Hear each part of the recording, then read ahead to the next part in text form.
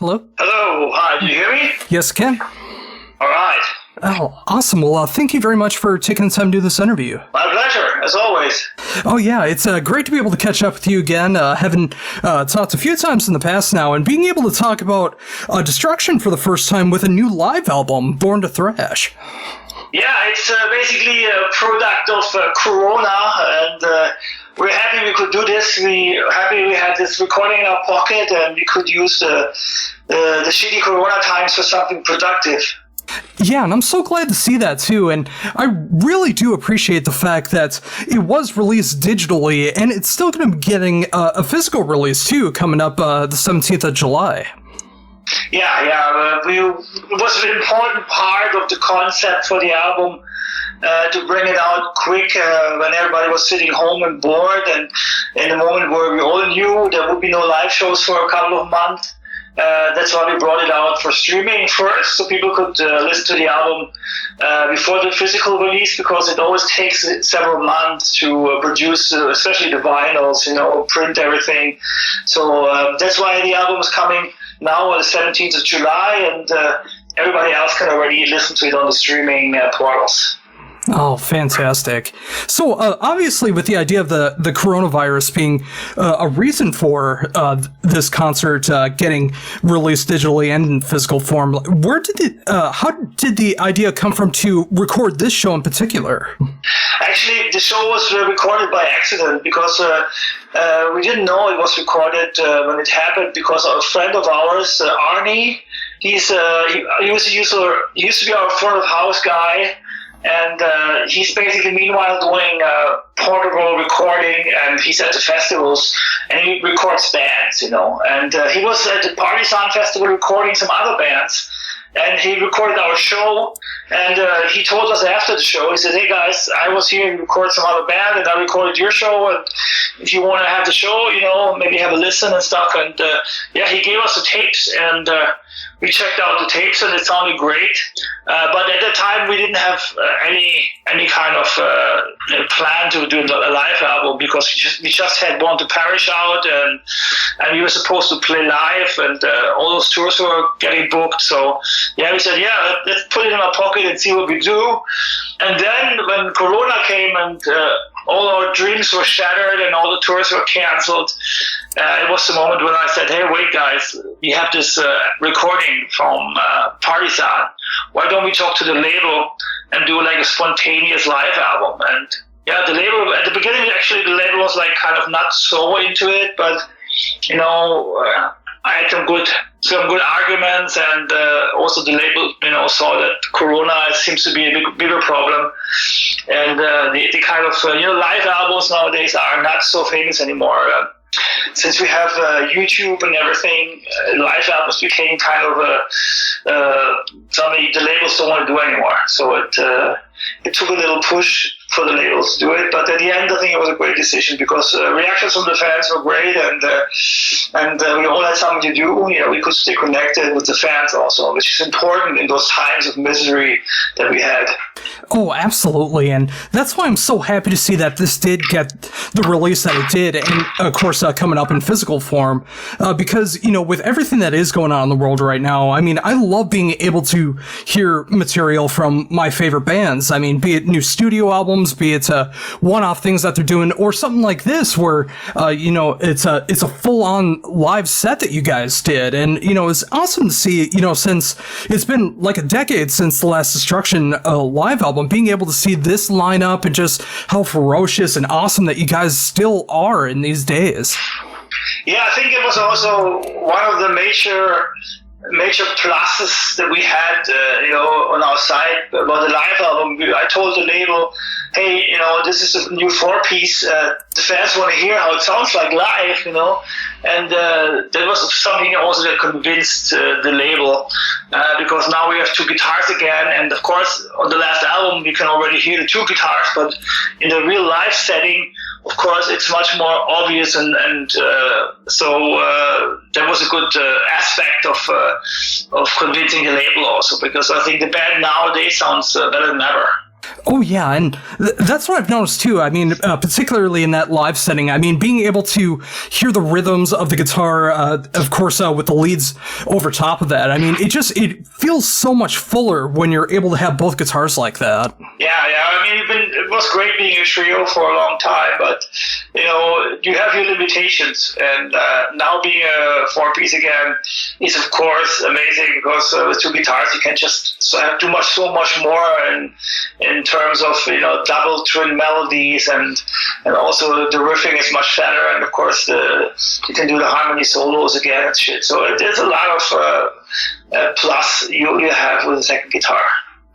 Oh, absolutely. And another thing that I do appreciate about this live release that is out now digitally and, of course, July 17th is I really love the set list that's performed here. I mean, I love the fact that you have the classics in there. You're able to show off Born to Perish songs in good display. And just between 10 tracks in an hour length, I mean, it feels like a great showcase of destruction. Yeah, I think it's a really good best of. Of course, when we would have planned this release big times ahead, there would be maybe some more songs on it. But this is basically 54 minutes of intensity. It's the best of destruction.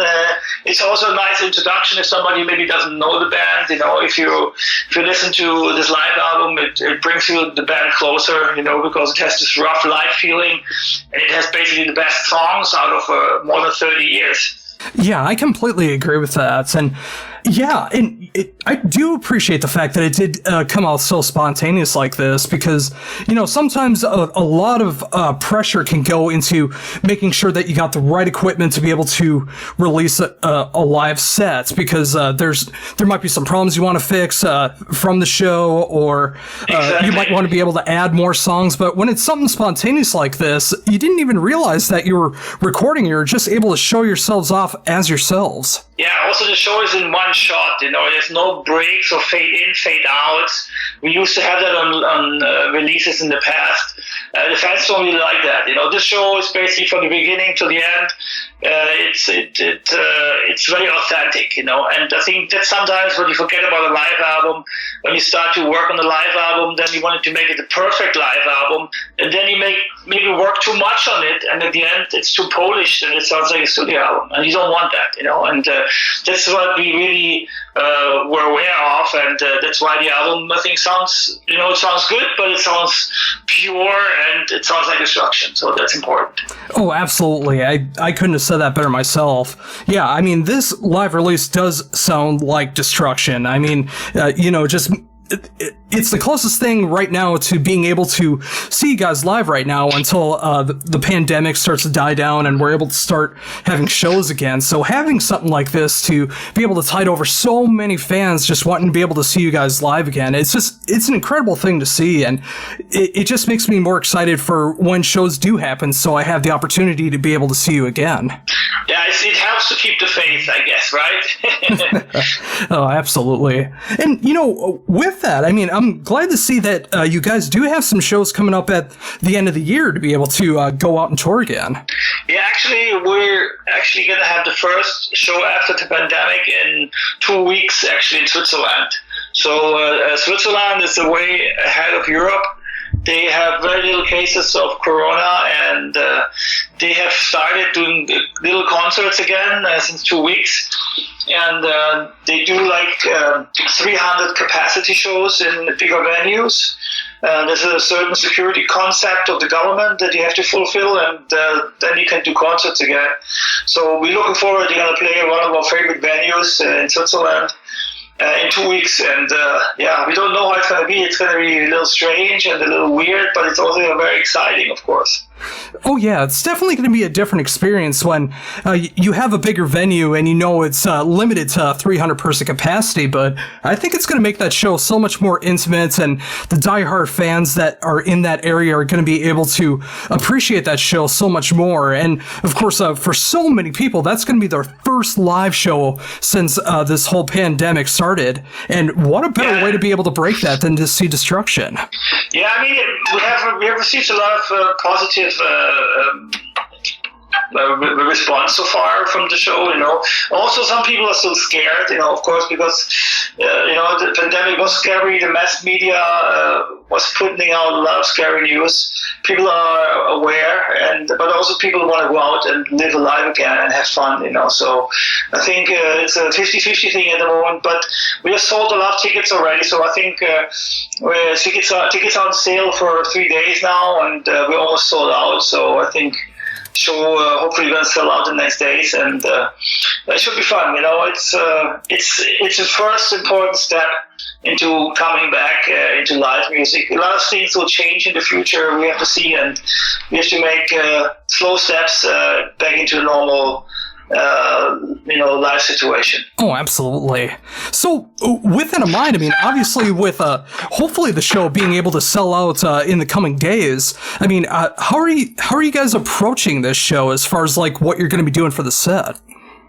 Oh, we're gonna play like a 90-minute set, like a long show with basically four brand new songs from Born to Perish, and the rest will be a lot of classics, something from Release from Agony also, because we have 2 guitars again, so we can perform some stuff that we couldn't do before. So it should be a very nice set list, I think. Some surprises in there, I hope, and we're looking forward to that. Oh, that sounds incredible. A 90-minute set of Destruction, being able to show off what's currently going on with Born to Perish, and of course being able to go back and play some of the songs that have the twin guitars again. I'm glad to see that you're able to get back and play that older material again. Yeah, of course. There's certain songs we couldn't play for now more than 20 years. Certain songs that were written for 2 guitars, songs that had like twin guitar solos. We couldn't do those songs again, but now, we bring back one by one. We're experiencing them live, see how the reactions are, and then we're going to bring some songs back that we didn't play in a long time. Oh, yeah, and I gotta imagine that's gonna be so much fun to be able to do that. And, of course, with, the pandemic and everything, and being able to play the show coming up in 2 weeks, and then at the end of the year, too, hopefully with things will be getting to somewhat normal again, and being able to do the full-on tour again, and just being able to continue on as normal. Yeah, we'll see. The tour is booked.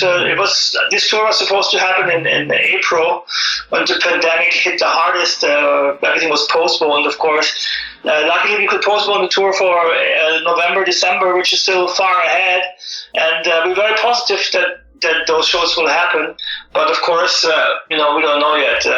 We will see how the next weeks will go, how the summer will go, and then we will see what happens. Maybe at the end of the year, the whole world will be more back to normal. We don't know yet. So I think every little step is a good step into the right direction. So we're happy we can go back to play. We don't expect to play festivals this year, of course. It's not going to happen, and we all the festivals basically from this year are postponed to next year. So that's something that is, of course, a little weird, because this is the first summer in 20 years that we play no festivals. But I guess that's a sacrifice of the pandemic, and I think next year festival season will be hopefully not in danger. We'll see, but step by step. Oh, absolutely. So, with that in mind, obviously being able to get prepared for the show coming up in a couple weeks, and everything that goes along with that, how else have you been spending your time during this pandemic? Yeah, I've been in the lucky position that we did this live album, and we're mixing and mastering the record. We're doing the cover. We cut 3 video clips from the album also. The next one going to come in about 3 weeks, when the album's coming out, or 4 weeks, yeah. And I've been doing like interviews, a lot of interviews actually. It's a live album, and we didn't expect to have so much press interest, but after a lot of bands have kind of postponed their records, I guess not so much releases are coming out, so we're having intense press feedback. So I'm doing interviews now. It's like the 5th or 6th week already that I'm doing interviews, and it's great. It's great to talk to the world. It's also for me quite interesting to talk to people from other continents. How the corona is going over there and how the development is, and it's good to give people a little information directly from the source. And it's also quite interesting because what you get is always what you see in the news, but if you talk to people directly, it's always different. And as Europe is much more ahead of the rest of the world because we had the pandemic right after the Chinese, I guess it's quite interesting also for a lot of people to get some information how it's going on here. I saw some funny, interesting reactions from people in America about the concerts here in Europe, because in America it's still deep into the pandemic. Some people think it's crazy to already play shows again, but Europe is different, and we will see what happens. Being here in America, I mean, we're not really sure how far along we're even going to get to where you guys are in Europe in any time, but that also makes me more thankful that a band like you guys are able to start to somewhat get back to normal this year, and the fact that you've been keeping so busy with Destruction during all this time with the mixing and the mastering and the cover art and press and prepping for this show and hopefully prepping for the upcoming tour at the end of the year. It's just like, it's great to see that you can still keep on being able to promote the band and being able to keep Destruction, one of the greatest bands going right now, and keeping it going at full force. Yeah, it's important. It's important to keep the faith. You need little victories in those moments that are difficult. And that's why we're trying to work ourselves through this pandemic in a positive way. Don't lose the faith. It's been frustrating couple of months, but on the other side, we had little victories too, and so I'm positive. I think we're trying to fight back a little bit of normal life this way, and hopefully in some weeks we know more. It's there's not going to be a second lockdown possible, that's for sure, because the economy worldwide has lost a lot of money and people need their jobs, and so we're hopeful that stuff is coming back. I mean, it's not going to be the same world again after this pandemic, that's for sure, but I think we're going, mankind always can renew itself. We have been showed this a lot of times, and I think we're going to find ways to go through this.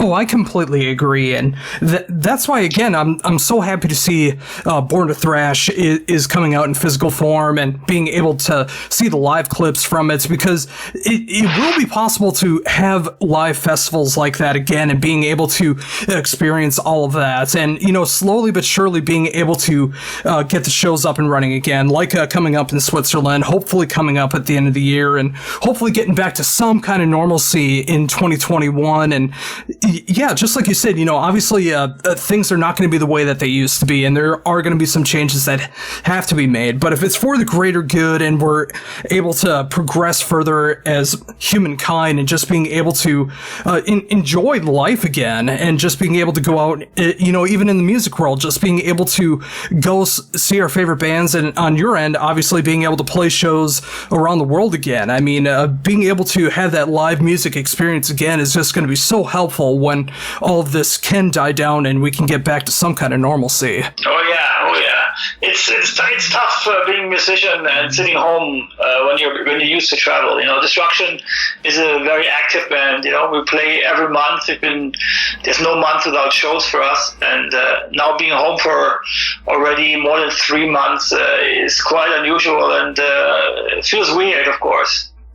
Oh yeah, and that's why I'm just so happy to see that show is coming up in Switzerland, because I imagine for all you guys in the band and everyone that's going to be there having a ticket, it's just like, it's going to be just an incredible night and a pure night to remember, just being able to experience Destruction live after this pandemic, and just being able to hear 90 minutes of some of the best German thrash you're going to hear anywhere. Oh yeah, we're going to feel hopefully back alive once we're on stage. We will see. It's going to feel a little weird too, because we never had such a big break in many years. Oh yeah, and yeah, just even though you got time to be able to recharge your batteries, unplanned, obviously, but yeah, I mean, just being able to go back out there, doing those shows, being able to play for the fans again, and whenever the next album cycle starts, and having that time to be able to work on that again, it's just like it's so great to see again that Destruction is keeping up the way that it has during this pandemic, and already thinking about the future, obviously, and just being able to keep going despite all of this, and just really showing the strength of the band and how far you really can go no matter what the circumstances are. Yeah, I mean, in the end, I'm always seeing the positive side, even in bad times. I think we hopefully will learn some stuff from this pandemic. A difficult time like this is also a big chance for humanity to change certain things. And that's why I try to stay positive. It's we have a lot of genius people on this planet. I think we will find our own new ways to handle this, and hopefully learn something from it. Also, that we take a little bit better care about the planet and about the environment, because basically what we get here is a striking back from nature. And it won't be the last pandemic if we're not more careful. So I'm trying to see it this way, that we kind of get closer together and learn from our mistakes. And hopefully the pandemic, in some years when we look back, will have some positive things too, that we have changed certain things to maintain this world for our people that come after us. Oh, I could not agree more. And I think with that, that's an amazing note to end on, that note of positivity that we can get better, and, just having this hopefully just be a learning experience of what we can do in the future to, protect the earth, protect humankind, and just being able to keep everything going forward in the future. And again, thank you very much for taking the time once again to be able to talk to me. It's always a pleasure to be able to talk to you and be able to help promote Destruction. And of course, the new live release with Born to Thrash, available now digitally, the 17th of July, physically through Nuclear Blast. It was great to be able to talk about that. The upcoming show in Switzerland in 2 weeks. Hopefully everything going on with the touring at the end of the year and everything coming up in 2021. I appreciate your time, and it's great to be able to catch up again. Okay, thanks a lot, Josh. Stay safe, and hopefully Destruction can come back to North America next year. We definitely have a plan to come back in February, March, if it's possible. We will see how things go, and then hopefully we'll be back.